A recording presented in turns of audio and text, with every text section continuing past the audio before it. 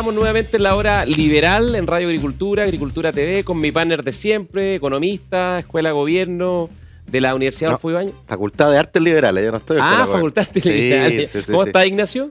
Bien, pues, Gonzalo. Oye, presenta tú a nuestro invitado, que es un invitado de lujo, y un gran amigo. Gran amigo, gran científico, gran ministro, Andrés Kub, probablemente todos lo conocen, y jugó un rol muy importante en construir la lata durante la pandemia, por la cual recibimos como gobierno y ministro varios reconocimientos, justos reconocimientos, aunque tardíos.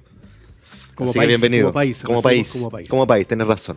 Fue una obra de país. Así es. Hola Andrés, ¿cómo estás? Muy bien, muchísimas gracias por la invitación. Oye, además, primer ministro de Ciencia. Primer ministro. Después de ti han pasado como 3, no sé cuántos. Han habido 3 más. Está difícil el cargo. Tú tuviste el talento además de durar casi todo el periodo. No es fácil durar. Saliste el 11 de marzo del 2022. Así es. De los pocos que duramos el periodo completo. Exactamente. ¿El actual gobierno cuántos ministros de ciencia van? Creo que van en el tercero. Van en el tercero, ¿no? Sí. Oye, bueno, Andrés tiene un currículum muy extenso porque tiene una trayectoria científica espectacular. Yo lo conocí, quizás Andrés no se acuerda, yo lo conocí hace varios años atrás cuando discutíamos, justo antes de la campaña presidencial del 2017, hubo un movimiento muy fuerte de la ciencia por lograr mayor consideración, cuando se discutía el proyecto de ley que creaba el Ministerio de Ciencia, y Andrés cumplió un papel súper destacado, liderando, digamos, a los científicos, ¿no? Y además la gente, si no lo sabe, Andrés Kub es biólogo de la Católica, doctor en biología celular de la Escuela de Medicina Mount Sinai en Nueva York, posee un postdoctorado en neurociencia de la University College of London, fundó y dirigió el Instituto Milenio de Neurociencia Biomédica, profesor titular de la Facultad de Medicina y la Facultad de Gobierno de la Universidad de Chile. Su investigación se ha especializado en neurociencia y ha sido publicada en más de 50 revistas internacionales, y además recibió el premio Andrés Concha Sofofa por su rol de vinculación en la ciencia y la empresa. Así es. ¿Cuántos años de estudio, no? Son hartos años de estudio, pero siempre partiendo de la base de que uno comienza a ser científico desde el principio, digamos. A mí me gusta cuando le dicen es un estudiante y uno dice, no, soy un estudioso. ¿Sí? Entonces, la verdad es que la actividad científica comienza muy temprano. Y esos años de estudio son realmente años de práctica científica. ¿Cuándo descubriste que querías ser científico? ¿Desde siempre? Muy chico. No necesariamente lo que hice después, en biología celular y neurociencia, pero sí como en temas ambientales. Me gustaba mucho el tema ambiental. ¿Y tú eras de esos niños que cuando chico, que yo también era un poco así, quizás, un poco perno, sí, me encantaba leer esas revistas tecnológicas, científicas, el porqué de las cosas? Muy interesante, ¿verdad? Sí. Claro. Una curiosidad eterna e insaciable, ¿no? Sí, perno de todas maneras, pero más que desarmar cosas, yo era más de bosque y naturaleza y montaña y lago. ¿Ah, sí? Entonces, más naturalista que científico loco. A los Humboldt.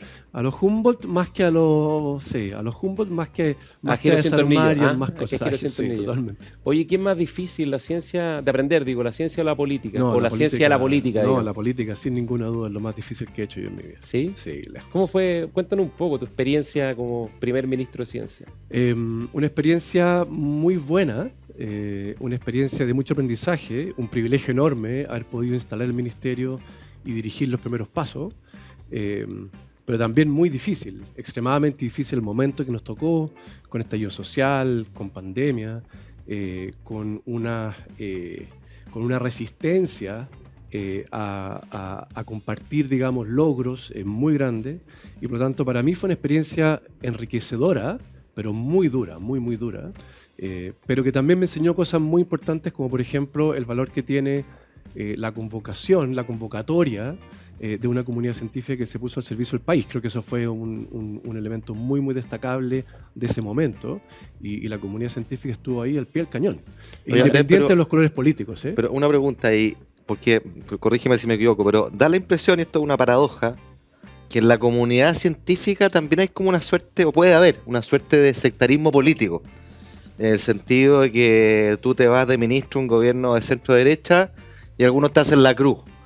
Lo cual es súper paradójico, porque la ciencia debería basarse en datos, en verdad objetiva, y no en cuestiones subjetivas, ni menos en afinidades políticas o de la pertenencia a tal o cual gobierno. ¿Cuán cierto es esa percepción o cuán equivocado estoy? No, yo creo que tienes razón, y yo sería mucho más claro. La comunidad científica en Chile y en el mundo es una comunidad principalmente de izquierda.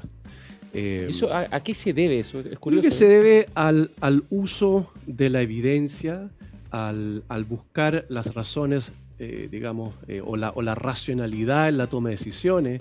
Yo creo que hay un movimiento muy de eliminar supersticiones y por lo tanto hay un componente de racionalidad que creo que está más asociado, o ha sido asociado históricamente, ha estado asociado históricamente. Una idea un poco más liberal, ¿no?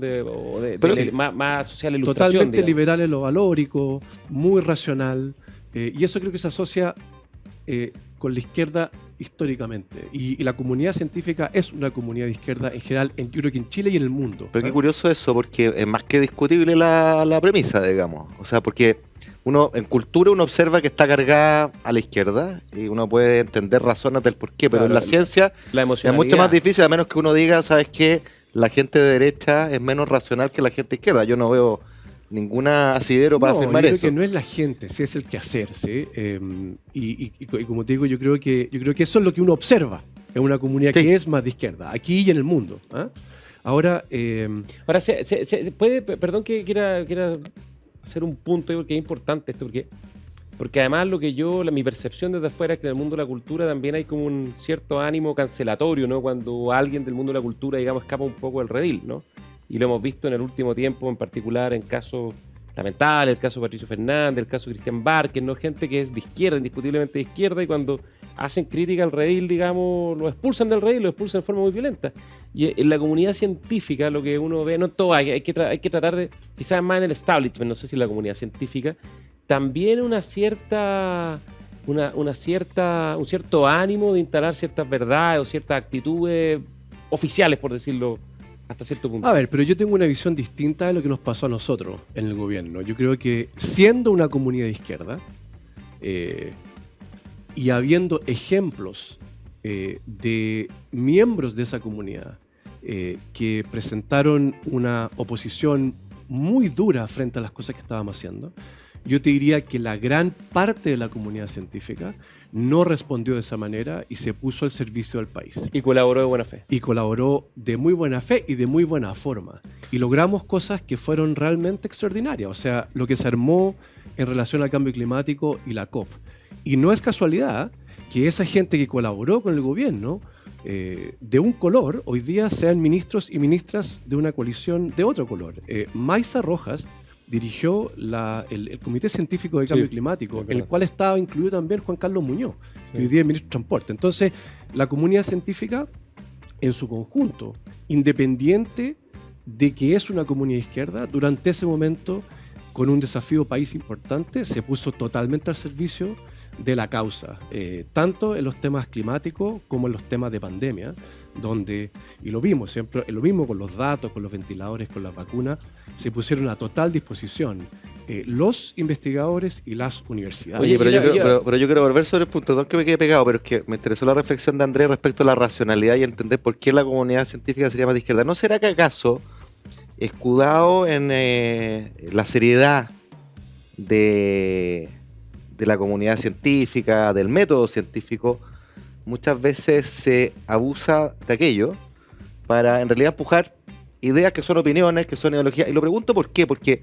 tú estabas mencionando el trabajo durante la pandemia, usted en el Ministerio de Ciencia hicieron una tremenda pega extraordinaria, reconocida fuera en la construcción de datos, Premiada y hubo una internacionalmente. posición muy difícil, y hubo científicos en redes sociales que le pegaban duro y parejo al gobierno, con descalificativos, que no vamos a ni siquiera mencionar, de criminales y qué sé yo, lo cual es lo menos científico que hay, y hasta el día de hoy la comunidad científica internacional reconoce la extraordinaria labor que se hizo durante la pandemia en Chile, el bajo exceso de muertes, esos son papers publicados en las mejores revistas, de Lancet, y todavía hay científicos de in-house de Chile que parecen cuestionar aquello, entonces hay como una disociación entre la objetividad científica y la creencia política, ¿o no? A ver, yo creo que, de nuevo, yo creo que es una discusión súper interesante, yo creo que tiene que ver con la racionalidad del estudio, tiene que ver con supersticiones, tiene que ver mucho con religión, y aquí hay una comunidad que no es religiosa, es una comunidad totalmente laica también.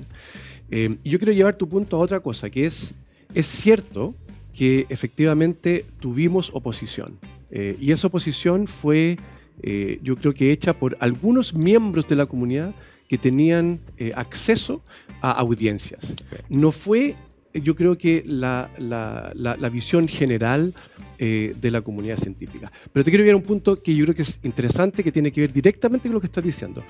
La comunidad científica no es neutral. La ciencia no es neutral. La ciencia se construye dentro de un contexto social, de un contexto cultural.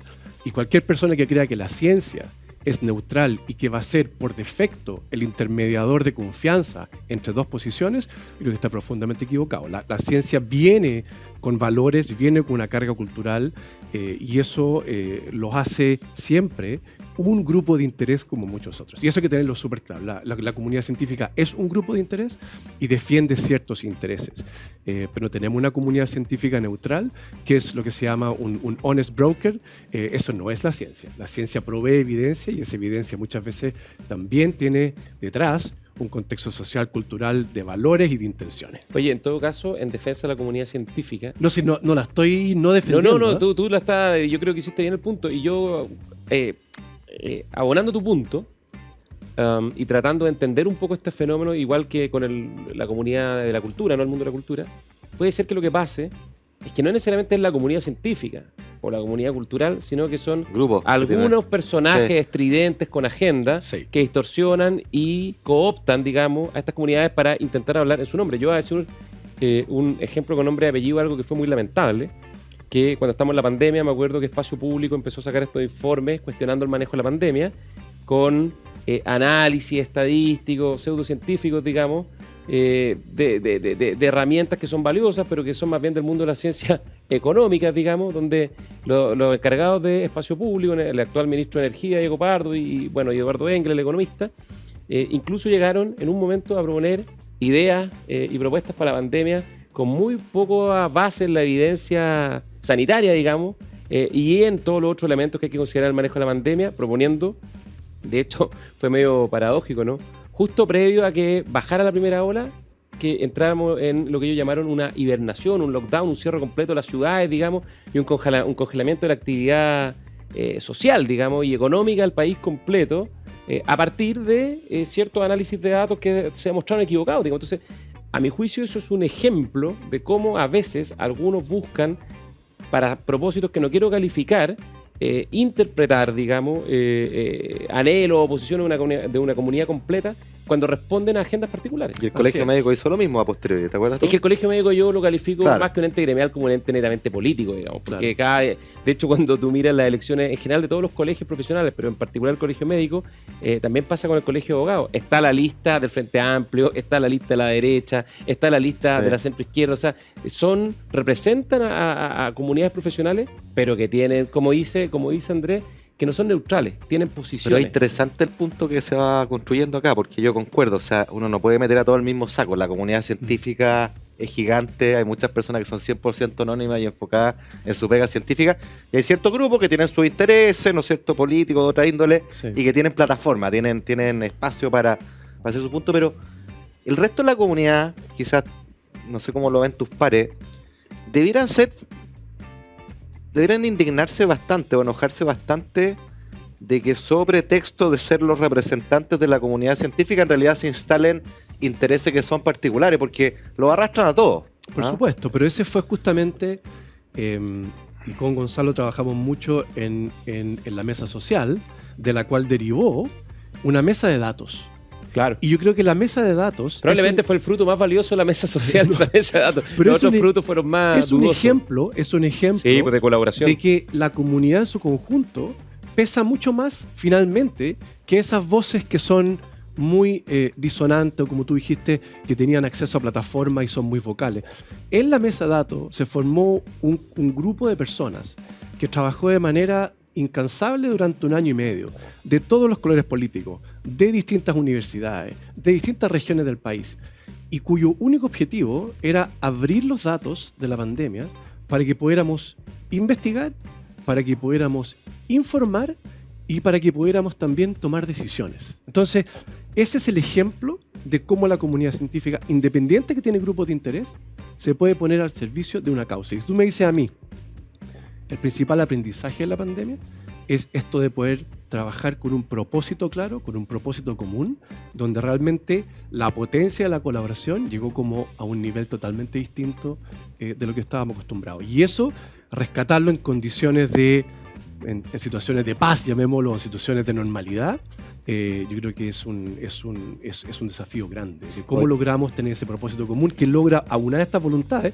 independiente de colores políticos, independiente de esas posiciones que menciona Ignacio. Oye, pero es notable, y solo para terminar la clave positiva, la tecla positiva de esto, es cierto lo que tú dices, porque pese a todo, y ahí está el valor de la comunidad científica en general y no simplemente los que tienen su agenda y espacio de vociferancia, pudo llegar soluciones que, como tú bien dijiste al principio, le permitieron al país, coordinado por el gobierno, por tu cartera, entre otras, pero al país, tener resultados notables que hoy día son reconocidos en el mundo entero. O sea, el premio que obtuvo el gobierno de Chile por el manejo de los datos, justamente, afuera, extraordinario.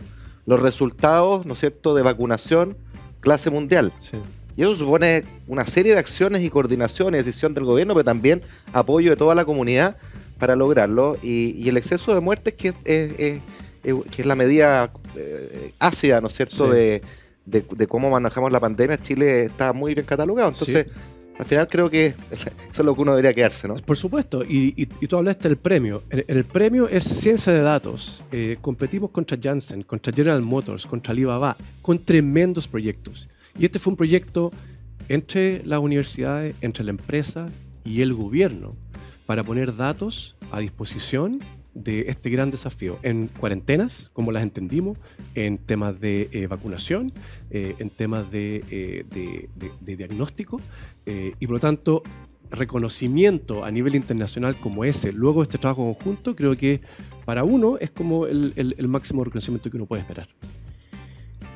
Oye, se nos está acabando el tiempo, tenemos que ir a una pausa, pero quiero dejar enunciada la pregunta, porque aquí vamos a entrar en un tema que puede ser hasta más espinudo que lo que estamos hablando, que es el rol que debe cumplir la ciencia y la definición de políticas públicas, ¿no? Porque como tú dices, la ciencia es la ciencia, pero hay científicos, ¿no?, que tienen posiciones, la ciencia provee evidencia, y las políticas públicas generalmente responden a posiciones ideológicas o políticas. Entonces esa relación obviamente es colaborativa, es beneficiosa, pero también es tensa, y es especialmente tensa cuando empieza a afectar las libertades de las personas. Y eso es lo que vamos a hablar. Por eso, por la comisión esta de la desinformación. A la vuelta lo vamos a hablar, después de la pausa. Volvemos. Agricultura TV.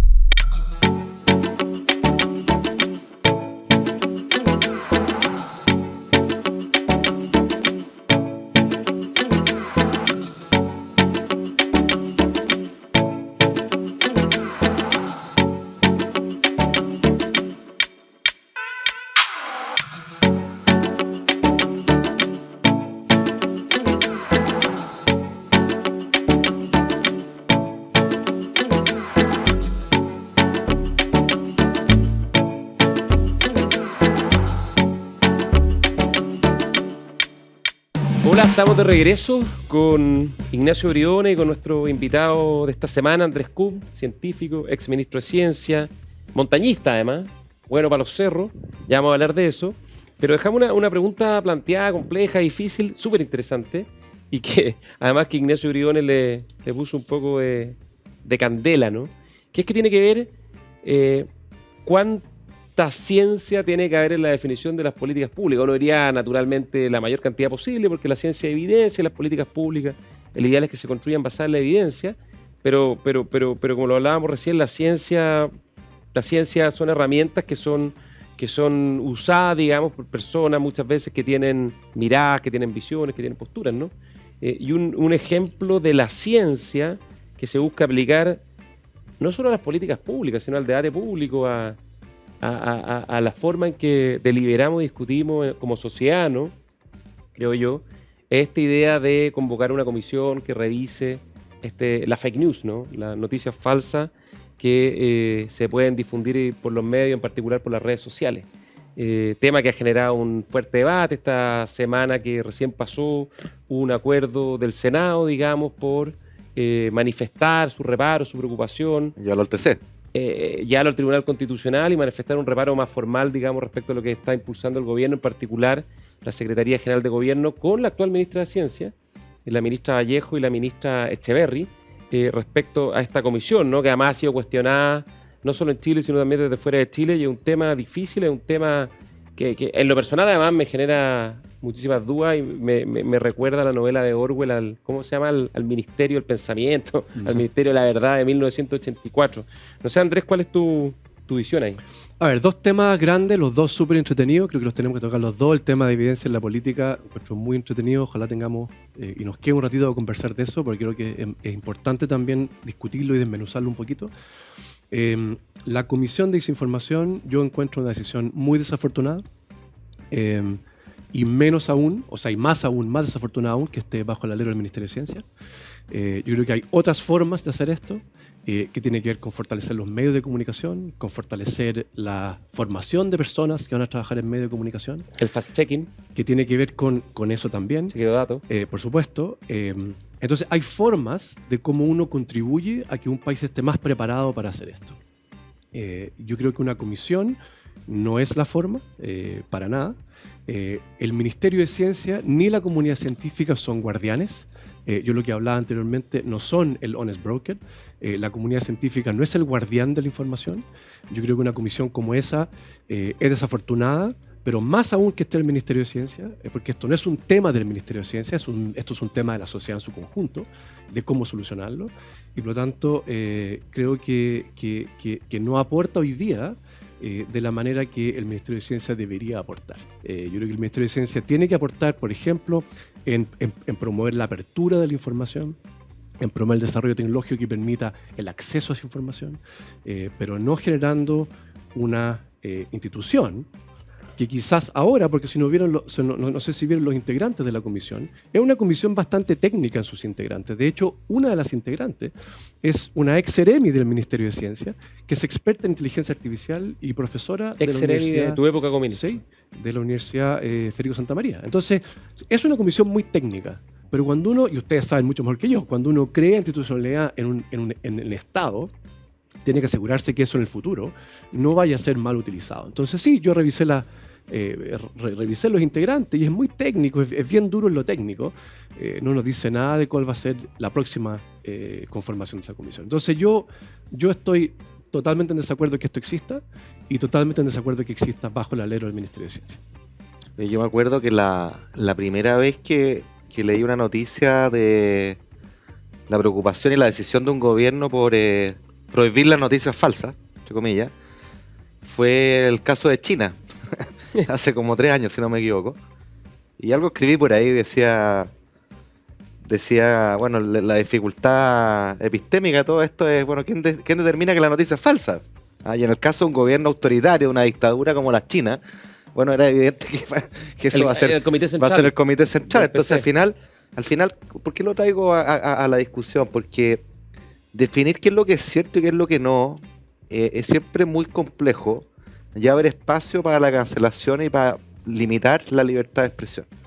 Lo hemos visto incluso en el debate de los 50 años del golpe, ¿no? Donde cualquier opinión que sea contraria a la tuya te dicen que eres negacionista, que estás desinformando, y eso es la cancelación, ¿ah? Y entonces, ¿quién define la verdad oficial?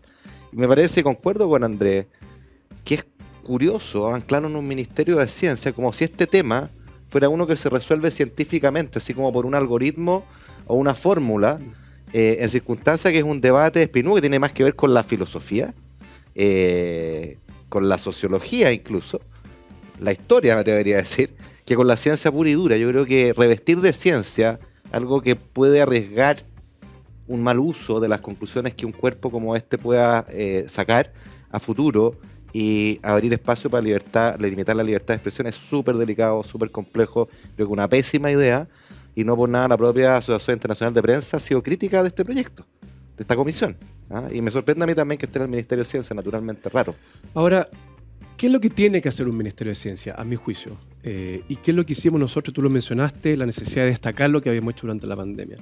Nosotros en el Ministerio de Ciencia construimos una base de datos con información pública que tiene cientos de sets de datos desde el inicio de la pandemia, del día 1 hasta hoy día. Y esa información está disponible para todo aquel que quiera utilizarla. no hay interpretación de esa información. Y a mí me gusta que fuimos reconocidos por la revista Nature. La revista Nature es la revista Top One más de prestigiosa ciencia. de la ciencia internacional, de la ciencia global. Y salió una nota donde la base de datos chilena fue reconocida como una de las 2 mejores bases de datos del mundo en COVID. Eso ya es un logro tremendo. Extraordinario. Pero el titular de la noticia era aún mejor, porque decía: los datos son más importantes que visualizadores sofisticados. Porque en el visualizador Ya está, ya es un filtro ya. ya está filtrando e interpretando. El Ministerio de Ciencia pone a disposición los datos para que la comunidad, no la comunidad científica, en parte la comunidad científica para que pueda investigar, pero para que la comunidad se informe, tome decisiones y construya entonces diferentes visualizadores que se pueden poner Y cualquiera puede a replicar los, disposición. que cualquiera puede Exactamente. replicar los datos, las conclusiones de algún grupo. Exactamente. Entonces, eso para mí es una función del Ministerio de Ciencia. Es curar datos del país, ¿ah? Para que cualquier persona tenga acceso.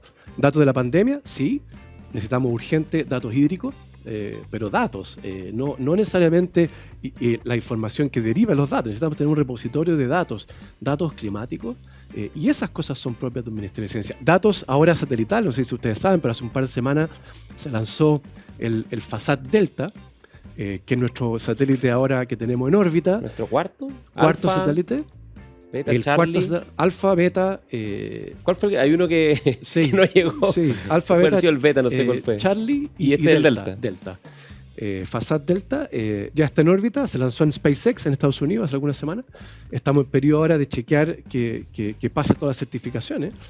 Esa información tiene que ser pública, esa información tiene que ser pública, obviamente no aquella que es especialmente importante para la seguridad, para la defensa, ¿cierto? Porque esto también es un proyecto militar de la Fuerza Armada, pero la parte civil, esos datos tienen que estar disponibles. Oye, Andrea, y en tu experiencia, y tú fuiste el primer ministro de Ciencia, así que creo que eres una voz más que autorizada en estos temas.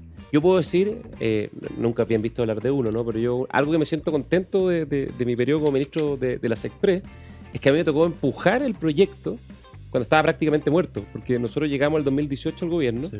y el gobierno anterior había fracasado en aprobar el proyecto que causa mucho consenso, pero son temas siempre que generan mucho debate, cuál es el rol, qué tamaño tiene que tener el ministerio, cuántas seremías. Oye, acuérdate En fin, que lo que trabó al final era la propiedad intelectual. la propiedad intelectual y las seremías, cuántas, y un tema, bueno, al final de fiscal, al final de cuánto estamos dispuestos a gastar en este ministerio. Y esto quedó en la comisión mixta de ciencia, digamos, de la Cámara y del Senado, y finalmente llegamos a un buen acuerdo. Participaron senadores, Guido Girardi, Juan Antonio Coloma, Carolina Goich, también varios diputados, y salió rápido, ¿no? Y hubo un buen acuerdo. Y bueno, tú fuiste, esto de haber sido fue poco antes de la cuenta presidencial, me acuerdo, en junio, Sí. por ahí del 2018, y tú llegaste por ahí por noviembre, diciembre ese año, si no me equivoco. Entonces tú eres una voz más que autorizada porque te tocó implementarlo y te tocó ser el primer ministro y enfrentar una hecatombe como la pandemia. Entonces, además de disponibilizar los datos, ¿qué rol crees tú tiene que jugar el Ministerio de Ciencia desde el punto de vista de las políticas gubernamentales? Porque es un ministerio, esto no es una agencia científica, no, este es un ministerio que define políticas. Para que la gente entienda la diferencia, los servicios ejecutan políticas y los ministerios definen políticas. Así es. A tu juicio, ¿cuáles debiesen ser esas prioridades políticas en el ámbito de la ciencia? A ver, sin duda, 2 grandes categorías, digamos. Una es gestionar la investigación científica que se hace en el país, y eso significa promover la investigación científica, el desarrollo tecnológico, la innovación de base científica y tecnológica y el emprendimiento también de base científico y tecnológico. Y eso se hace a través de recursos que se le inyectan al sistema, principalmente a través de la agencia, de la ANID, de la Agencia Nacional de Investigación y Desarrollo, que está relacionada con el Ministerio de Ciencia. Y ahí tenemos... Esa entonces, agencia es la que reemplazó con CONICIT. Exacto, esa es la agencia que es la sucesora de CONICIT. Ya. Y esa agencia pone recursos a disposición del país para hacer investigación científica, desarrollo tecnológico, innovación. En distintos formatos, para formar personas, becas de posgrado, para hacer investigación colaborativa, para hacer investigación aplicada. Esa es una gran tarea que tiene que ver con la promoción, y que esa promoción no sea solamente en la región metropolitana, que sea a lo largo de todo el país y que esté muy vinculada internacionalmente y que tenga algunas prioridades. Prioridades como océanos, como espacio, como Antártica, Laboratorios naturales. Laboratorios naturales, que es un concepto que hay que revivir de alguna manera con otra lógica, pero ciertamente aprovechando las ventajas comparativas. Ese es un gran tema, ¿cierto? La promoción. Y eso no es fácil, porque a mí me gusta decir esto siempre, la ciencia es un quehacer muy indómito, ¿ah? Es difícil domarlo, porque el descubrimiento aparece de maneras que no hemos aprendido cómo los seres humanos. ¿Ah? Aparece con mucho esfuerzo y aparece de repente y muchas veces no aparece. Entonces, ¿cómo gestiona uno algo que es totalmente salvaje? Y para que volvamos después al salvaje con los cerros. Pero esto es una cosa salvaje. Este es un animal salvaje que es difícil de domar. Entonces, ¿cómo uno establece una estructura institucional para promover esto que es algo salvaje? ¿Ah? Entonces, eso es difícil para un país. Yo creo que tener un Ministerio de Ciencia ayuda muchísimo. Un gran tema. Pero otro gran tema, que el que probablemente tú estás pensando más, es cómo también, aparte de generar capacidades, usa esas capacidades y sobre todo la evidencia para la toma de decisiones y cómo esto participa Más finalmente de la política. Aplicado a la política, porque aquí podemos aplicarlo a la construcción de celulares, pero en este caso de la toma de decisiones es cómo se aplica a la política y cómo la evidencia llega entonces a la toma de decisiones. Tú mencionaste algo tremendamente importante, que es, primero que nada, hay que entender que la política no se trata de tomar decisiones solo en base a la evidencia. Y eso también es algo que la comunidad científica y el país también tiene que compartir, ¿cierto? Provee insumos, es un insumo, pero la decisión no tiene que ver con la evidencia, la decisión tiene que ver con la evidencia, Oye, Andrés, con valores, tiene que ver con momentos. Y sobre eso, ¿cuáles son las áreas o ámbitos? Obviamente está el cambio climático, pero ¿qué áreas son a tu juicio las fundamentales donde la ciencia y las políticas públicas asociadas a la ciencia tienen que enfocarse para los temas más acuciantes o más relevantes para Chile? Hoy día yo creo que sin duda el cambio climático es la prioridad. Ese es uno, cambio climático y cómo se provee la evidencia para tomar decisiones apropiadas en cuanto a la acción climática. Lo estamos viendo. Te voy a poner un solo ejemplo. Y la acción climática muy ligada a economía. Hoy día tenemos que pensar en nuestra transformación económica. Hablamos de sostenibilidad, pero realmente ¿qué significa eso? Y uno de los temas, por ejemplo, tiene que ver con capital natural, con este concepto más o menos nuevo de que la naturaleza es un capital y provee servicios. El Banco Central lo está midiendo hace un tiempo. Exactamente. Entonces, ¿cómo se miden, por ejemplo? ¿Cómo se miden? Eso es científico. ¿Cómo se miden? Es científico. Ahora, ¿cómo se usan? No es científico. O no de las ciencias naturales. Entonces, en cambio climático es súper claro. Tenemos un compromiso de carbono neutralidad al 2050, con un intermedio del 2030 con metas intermedias. Ok, ese es el objetivo político. Carbono neutral, político, siendo responsable y muy coherente con la visión internacional. Pero ¿cómo se llega a eso? Con batería, hidrógeno ¿Cómo se llega? verde, Exacto, se llega con amoníaco. energía, se llega con protección de la biodiversidad. ¿Cómo se llega? Entonces, ese camino también tiene evidencia científica. Y llevándolo a otro punto que hablamos antes, estamos frente a una revolución tecnológica que yo quiero ser bien enfático acá, que yo estoy asombrado de lo que ha pasado en los últimos días. ¿Asombrado o asustado? No, asombrado, no estoy asustado, estoy asombrado. Oye, vamos a tener que hacer una pausa. Este es el tema que vamos a hablar en el siguiente bloque porque es un tema espectacular, que además el tema en boga, ¿no? La relación del Big Data, la inteligencia artificial, la revolución de la biología. Harari lo ha escrito mucho, ¿no? Sí. En sus libros.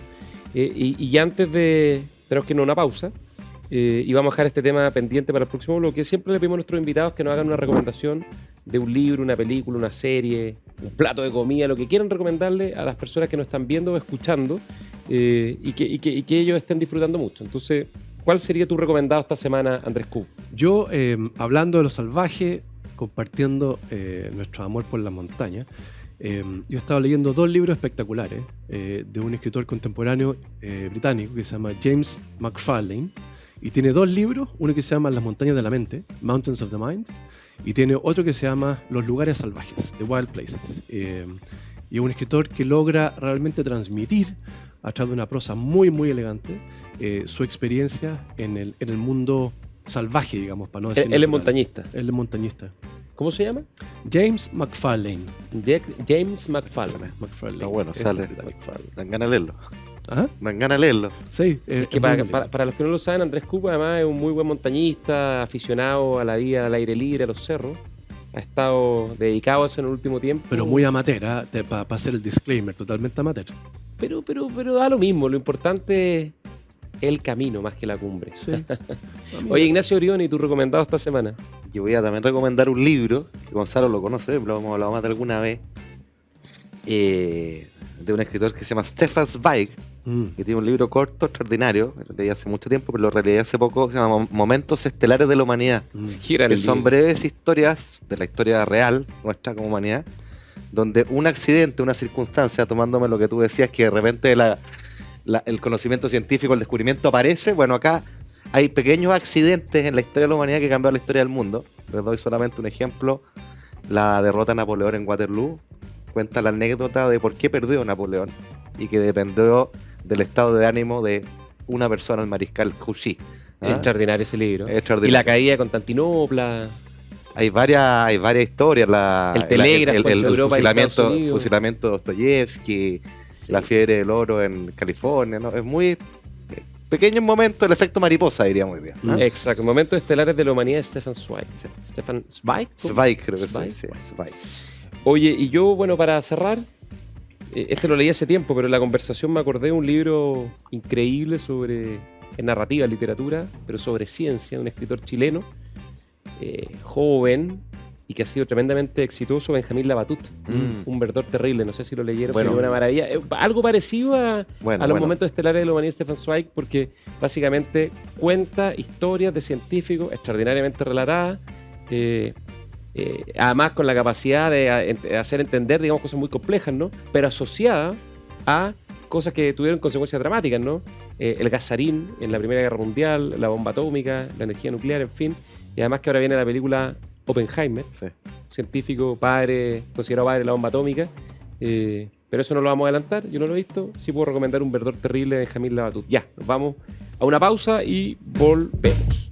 Agricultura TV.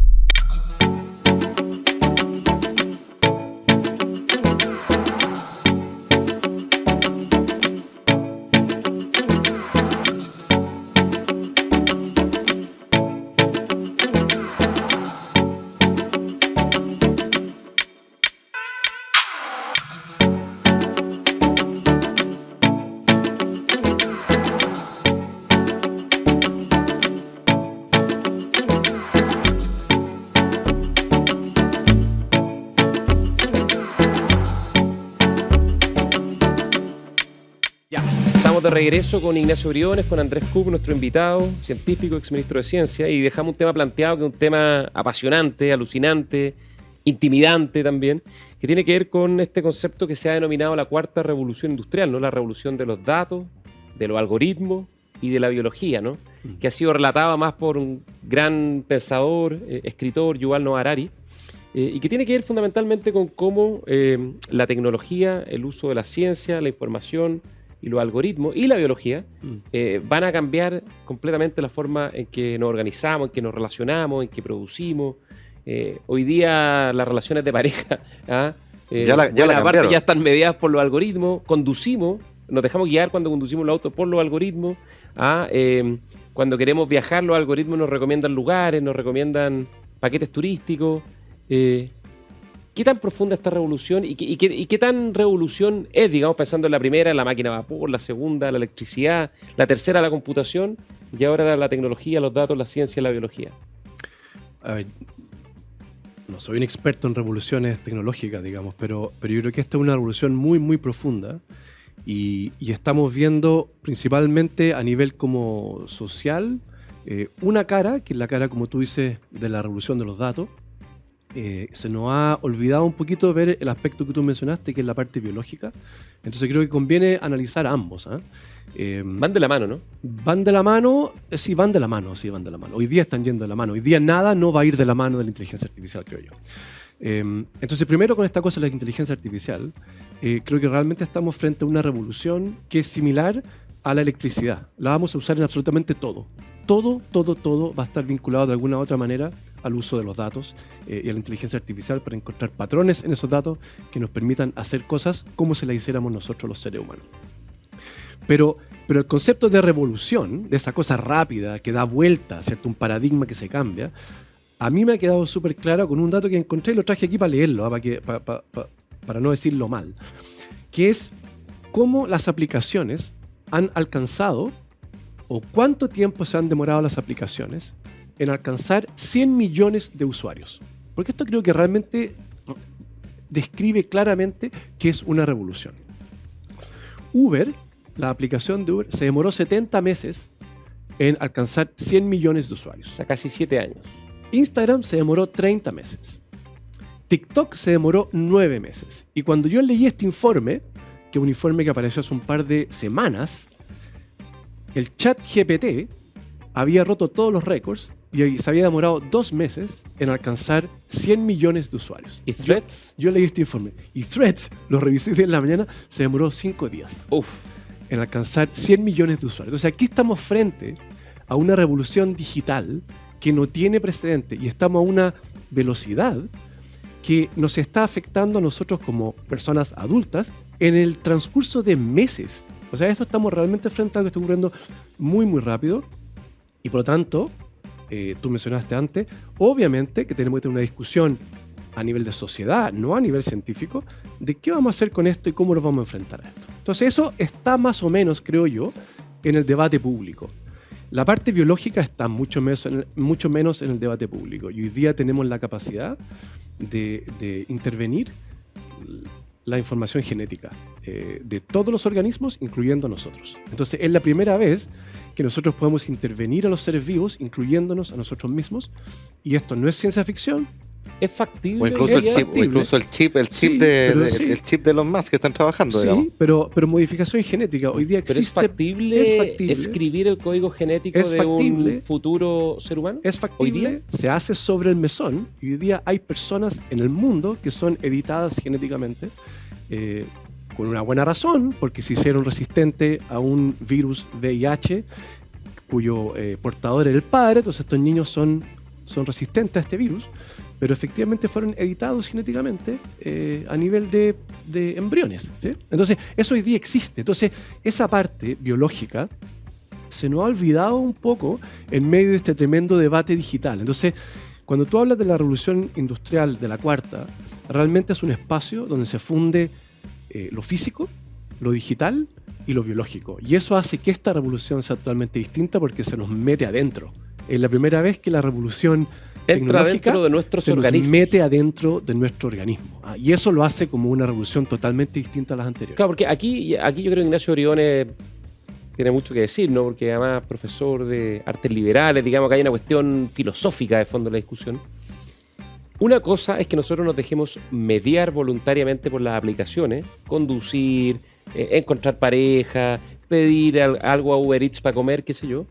Y otra cosa es que las aplicaciones empiecen a entrar en nosotros a producto que una inteligencia artificial nos empieza, digamos, a inducir, digamos. O sea, la bidireccionalidad es distinta a la unidireccionalidad. Entonces, desde el punto de vista de los principios liberales, ¿no? De la democracia liberal, de que cada persona ontológicamente tiene valor en sí mismo y es un individuo autónomo, único, que tiene una conciencia, finalmente, que la dota de un valor moral. ¿Hasta qué punto eso queda en cuestión cuando vamos a ser no solo intermediados, mediados por estas aplicaciones, estas tecnologías, sino que probablemente vamos a ser escritos en el futuro muy próximo por esta combinación de los datos, los algoritmos y la biología? No, el megatema, po, y es asustante en muchos aspectos. El mismo Harari tenía esta tesis muy, muy interesante, a mi juicio, de que la gran revolución que estamos viendo hoy día es que como nunca en la historia de la humanidad tenemos la capacidad tecnológica para procesar toneladas y toneladas y toneladas y macrotoneladas de datos. La ausencia de esa capacidad tecnológica en el pasado obligaba a las sociedades a ordenarse descentralizadamente. La democracia, desde ya, es una forma descentralizada de estructurar la convivencia social, ¿no es cierto?, en cualquier país. Entonces, en principio, el hecho que tú tengas la capacidad de procesar toneladas y toneladas de datos y algoritmos y hacer modelos predictivos, arriesga centralizar el poder y concentrarlo, ya sea en empresas o en estados, cuando estos estados son fuertes. Hablábamos recién de China. Y eso, desde un punto de vista liberal y de la democracia, es algo que deberíamos estar muy conscientes. Y yo no tengo para nada la respuesta a este problema, pero sí me atrevo a decir que una de las formas de poder abordarlo tiene que ver con un cambio de paradigma también en la educación. No solo preparando a los chicos, a las chicas para un mundo más cambiante y tecnológicamente desafiante, sino que dotándolo de una educación en las virtudes, en los valores cívicos, en el otro, en la empatía, en el pensamiento Sí. crítico, de forma tal de que sepan escrutar que cualquier cosa que va pasando por ahí adelante no es cierta. El discernimiento. El discernimiento, desarrollar ese discernimiento, ese pensamiento crítico es más urgente que nunca. Y déjame agregar una pequeña colita que se sale del ámbito filosófico porque quería meterla desde la mirada de un economista a propósito de esta revolución de los datos. Parte importante del desafío, un poco lo decía Andrés en el bloque anterior, de la política pública, es cómo hace que estos datos sean objetivables, pero que estén abiertos de forma tal de que sean un menú en el cual cada uno puede elaborar sus distintos platos en base a estos insumos que están, por así decir, objetivados, ¿no? La data es fundamental para la política pública, que es el tema que tú decías. La OCDE tiene un lema que a mí me gusta mucho: uno puede tener sus propias opiniones, esa es la política, pero no sus propios datos. Y por supuesto, en base a los mismos datos uno puede tener distintas opiniones, pero tienes un sustrato común. Entonces el desafío de la política pública es cómo tú abres los datos y cómo los haces de las personas. Hoy día, si ustedes piensan en estas toneladas de datos, uno de los grandes riesgos para la libertad es el mal uso de tu información, de tus datos que son tuyos. Lo primero que hay que definir es el derecho de propiedad sobre esos datos. ¿Son de las empresas o son de las personas? Yo diría que son de las personas. Y en tanto tal tienen que estar resguardados. No cualquiera puede usarlo a tonta y a loca. Particularmente la información que es sensible.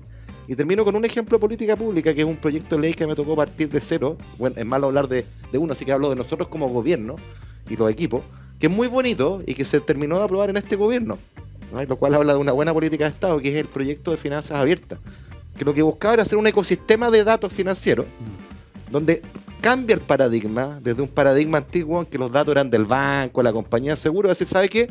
Este dato es de Andrés Kuf o es de Gonzalo Lúmelo, de quien nos escucha, y usted puede abrir ese dato para que otras empresas, no su banco ni su compañía de seguro, una fintech, cualquiera, pueda ocuparlo y pueda ofrecerle un servicio mejor. Eso es empoderar y dotar de derecho de propiedad, muy liberal por lo demás, este ingrediente del futuro que son los datos, que hay que resguardar con mucho celo. Absolutamente. En ese sentido, yendo muy concreto, yo creo que el aprobar la ley de datos personales es algo que tenemos que hacer. ¿Cómo nos hemos demorado tanto sí, en aprobar esa ley? demasiado. Increíble. Sí. Pero quiero volver a un punto que mencionó Ignacio que es súper relevante, ¿eh? que tú dijiste asustado o asombrado. Yo estoy asombrado, pero yo creo que lo que dijo Ignacio es clave. O sea, vamos a avanzar en esta revolución. Yo soy yo apoyo de manera entusiasta el desarrollo de la inteligencia artificial, pero no se nos puede quedar de lado que tiene que ir de la mano con un esfuerzo educacional, con un esfuerzo en aprendizaje, ¿ah? Porque tenemos que ser capaces de formar a ciudadanos y ciudadanas críticas. Si tú te metes a ChatGPT, necesitas capacidad analítica, y eso tenemos que entrenarlo para que todos y todas puedan usar esa cuestión, ¿ah? Entonces, optimista, pero ciertamente de la mano con un esfuerzo súper importante en la formación de personas críticas y creativas. Oye, te hago un alcance, porque es interesante lo que dijiste del ChatGPT.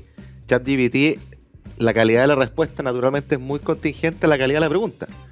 Y si uno piensa en la educación escolar tradicional, particularmente en Chile, no nos preparan para hacer buenas preguntas. Y menos la segunda pregunta, claro, que es la más... No, así que además en el colegio se una mala pregunta y el bullying y... Por eso te digo, nos preparan ¿ah? para engullir respuestas. Y el mundo es de formular buenas preguntas. Y formular una buena pregunta es mucho más difícil que tener una respuesta.